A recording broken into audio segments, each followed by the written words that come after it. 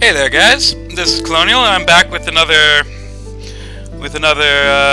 game here, but this time it will be single player.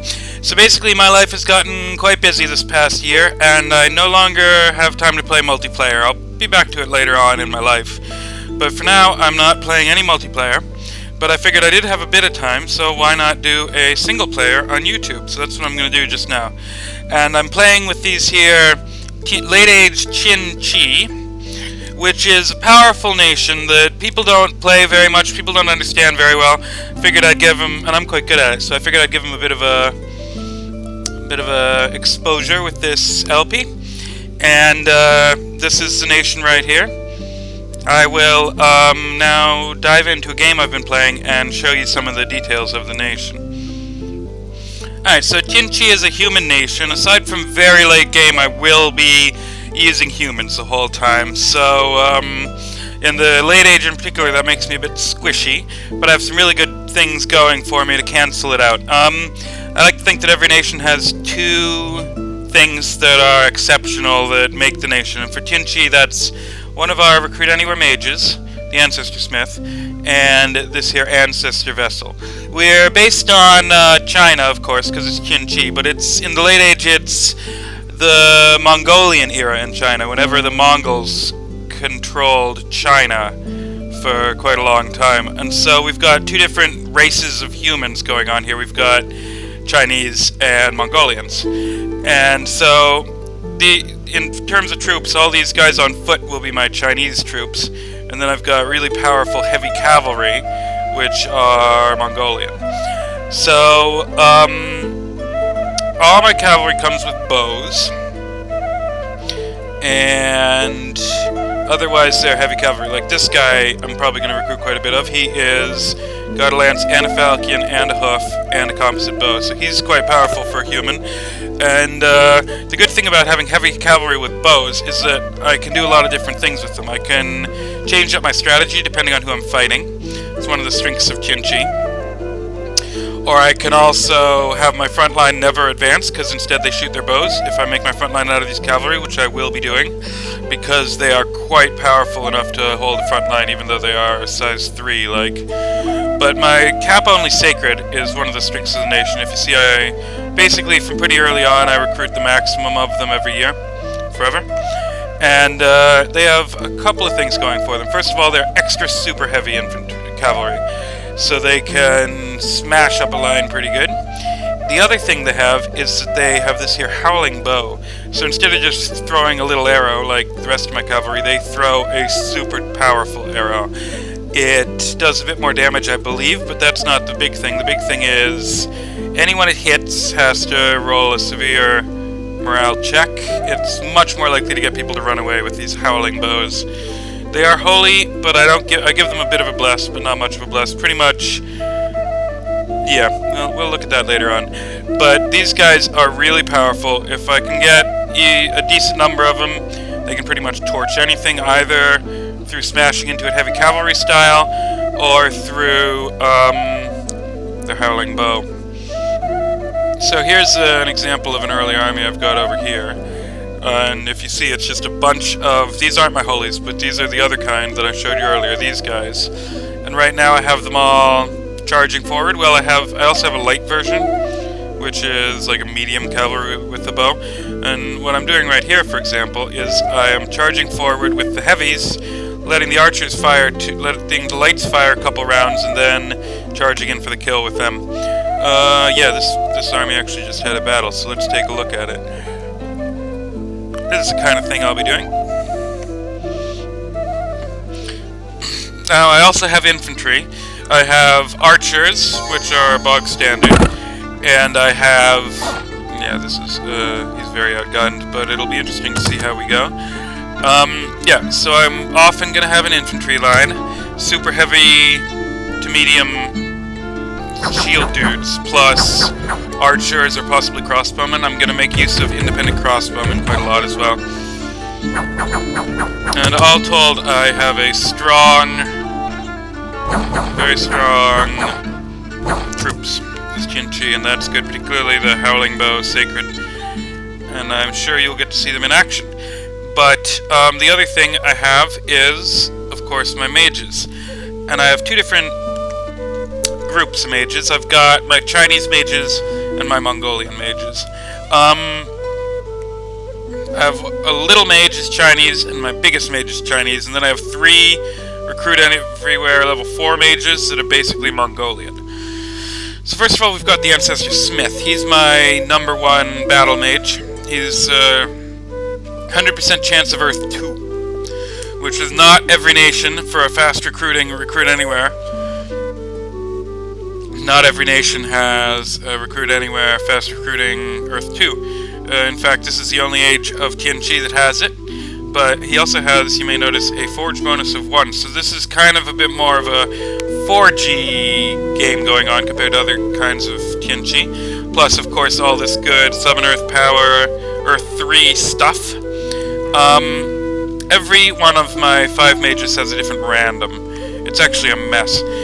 When you have them all, like look at this, when you have them all lying here, you can't tell necessarily that this guy and this guy are the same type, but this guy and this guy different types. It gets all over the place with 3 different kinds, blah blah blah. So I have my Secure Earth 2, which has the Forge bonus. And he can also get Death 2, which is good for the Forge bonus. He can get Earth Astral, which will come in very handy later on. He can get Earth Air, which is also very good. And for the Astral, Air, and Nature, he's going to be forging those things. The Astral guy is probably the best in battle until very late game when the Air guy becomes a Super Rain of Stones guy. The Nature guy is normally the dud, but actually these guys are all old. And the Nature guy is not old, so he is my best thug, and I might thug them out later. The big downside of all the Mongolian mages is their encumbrance is huge. They're holy, so I could have, and there's a viable strategy to get them an Earth Bless, but I decided against getting them an Earth Bless, so I'm doing something else. So I'm going to need to deal with this encumbrance, and it has actually changed my choice of scales, which I'll show you in a minute. But I'll be producing a lot of Ancestor Smiths, both for lab work and like 80-90% of my battle mages will be Ancestor Smiths. We then have the Ancestor Guide, who is basically every mage except the little guy has 2 for sure and something, and they're 4 different things. So the Earth Ancestor Smith, the Death Ancestor Guide, and the Nature Spirit Master. And for the Mongolian mages, their random is I have 6 paths, but the Mongolians never get water, and the Chinese never get death. So aside from that, they always have the 4 that aren't their strong suit as their randoms, so they can get 2-2 or 2-1-1 for all 3 of them. These 2 guys have death. All Mongolian mages have death. So the ones who don't death specialize have it as their minor path, whereas the death specialist has air as his minor path, which is actually the value of him is his death-air combo for lab duty. And then in battle he can throw some death stuff around. The nature one is actually probably more valuable in battle. But anyway, I have this wacky box of mages. And they're all fast to recruit, all these Mongolians. And I'll be grabbing different ones of them, and we can have fun with that. Chinese mages, we have the same mage every Kinchi has, Master of the Way. He researches, despite my Drain 1. He can occasionally get Water 2, which is useful. He can occasionally get a point of Astral, which is useful. And then the other 2 are low value, but there are things to do with them. Often they'll just be researching. And then my top tier mage. Now, all 3 Mongolian mages cost 220. And my top tier mage also costs 220. So of my 6 mages, 5 of them have the same cost, which is kind of fun. Or 4 out of 5 have the same cost. These guys are all level 4. My slow to recruit cap only for the price is actually level 5, and he is assured Water 2. He can also get Air 2 and Astral 2. He's my only source of Astral 2. And he can also get Earth and Nature. And if you notice, of my 6 paths, 4 of them I can just hire a level 2 in that path if I need it. The the other two are Astral and Air.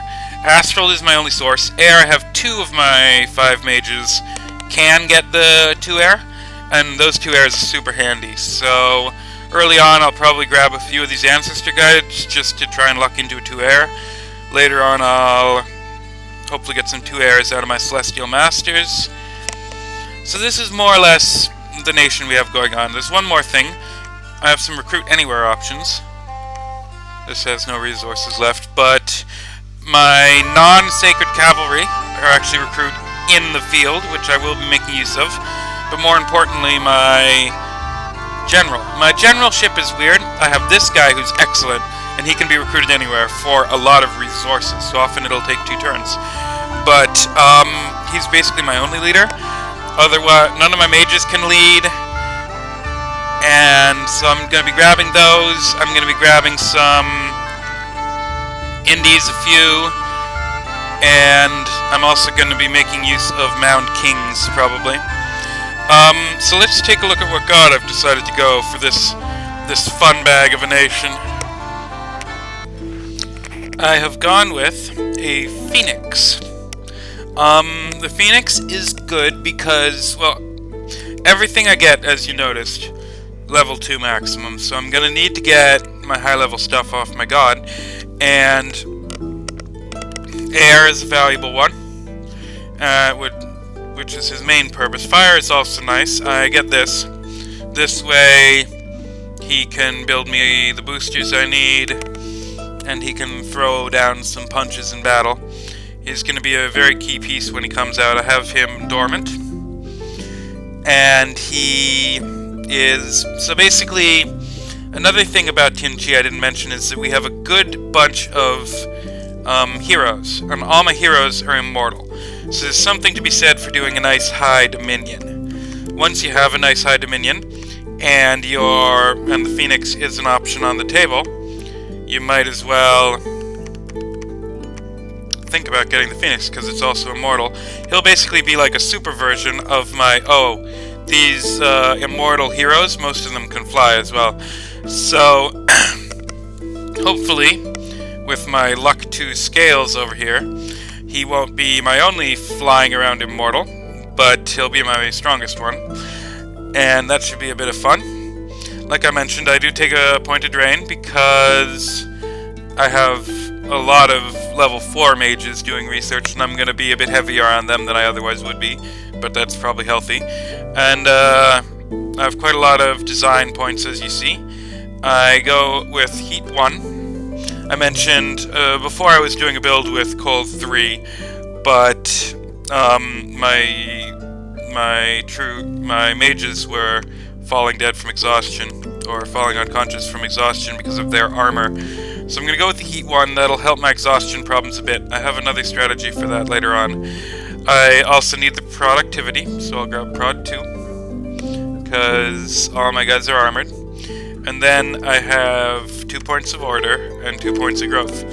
This gives me, if you notice, 45 points left over. I'm taking a 40-point handicap, not the 150-point handicap I took last time, because I haven't been playing for a while, but I'm still good enough at this game that I'm happy to take a 40-point handicap.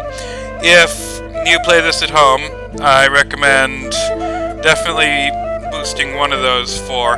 Not sure which way it would go. Maybe growth, maybe productivity. I mean, maybe by the end of the Let's Play I'll know which way I would rather go. So this is the god I play. The other option, I played Kinchi multiplayer before, and that's why I know my way around the nation a bit. And that time I decided to go with another build that I think is very good, which is an Earth Serpent with Awake. Something like that. I'm not sure exactly what I did for scales, but an Earth Serpent is also great because turbocharge your expansion, of course, but that little reinvigoration bonus is highly valuable. I might have even gone with an Earth 6. So basically, with the birdie, it's getting me into high air for late game, whereas with the worm, it would be getting me into high earth. And so I think those 2 gods are far and away your strongest options here as Kinchi. Either an expander or a souped up version of your hero, but I'm going with the souped up hero. So this will be the god I actually use. I haven't saved it yet. It'll look like this. I could do... No, I couldn't. I was thinking having another point of scales, maybe order, would have been worth the point of air, but that's off the table. The point of air is free, basically. Alright, so that is my god. I think I will name him... People were complaining I always name my god Colonial, so this will be...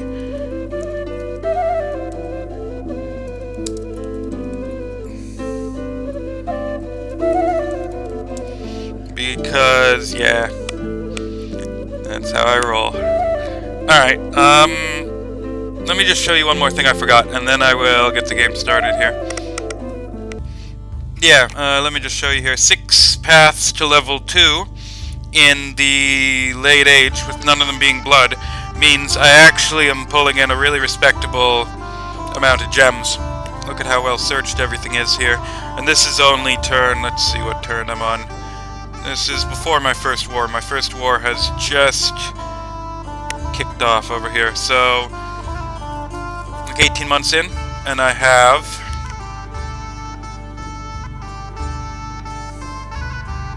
20 gems coming in. So, gems are a strong point of this nation. I mean, this time I got highly unlucky with air. I wish the 6 here were in air. Air is my most valuable gem, then earth, and then the rest, basically. But that's going to be a strength of the nation, and I might play around with that a bit. So I'll show you, let's start up the game, basically. Alright, so let's start the game. First of all, I have the AI No Recruit mod. If you've watched, what's his name? Marcus Aurelius, he always uses this mod, and it should be good for making, like, the AI always attacks you with a glom of stupid units, and this should make it a bit less stupid units in the glom, actual national units of the nation, instead of, like, bloody, like, whatever, deer tribes and stupid bullshit like that. So, an AI No Recruit is my only... I mean, I normally put worthy heroes, but actually, Late Age Kinchi doesn't have any worthy heroes, so I didn't download the mod. I mean, I probably should, just to give it to the AI, but I'm not gonna. I'm gonna play with this map here, Snaredrin. It is a map by by Pymus, and it's the latest one. I've never played it in multiplayer because it's actually come out since I cut down on my playing, since I stopped playing multiplayer, so should be good for this. It is not that big, it's not a massive one, which means turn load times will speed up. Let's see, I think I'll play with 10 nations, including myself.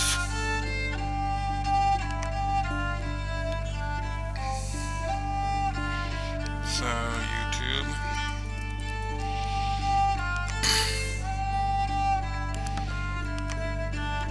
Alright. Yeah.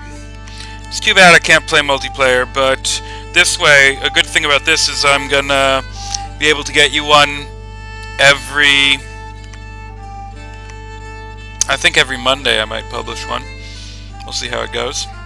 So I'll be Kinchi. Let's give some relatively strong nations kicking around. Let's give... I'm gonna seed the nations here, because I don't want Lemuria and stuff. Sval was cool. I'm giving it some good watery guys as well here.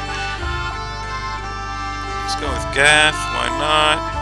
Let's go with Patana, let's do Bagars. Let's do Midgard. Let's do Gartha. I might play with the Gartha. I might do a... well, never mind, let's just do this one before I start coming out with hypotheticals I can't live up to. What's another strong nation here? Raga. Raga's kind of annoying. The problem is it's a naturally strong nation and the AI is good at it, so that might be, if he starts far away from me, he'll munch another AI, and then I can deal with him later. That's a pretty good set. And myself, I will grab the little Bertie Sanders. And, yeah, I think I will. I'm thinking I might do that. That's why I showed you this whole setup here.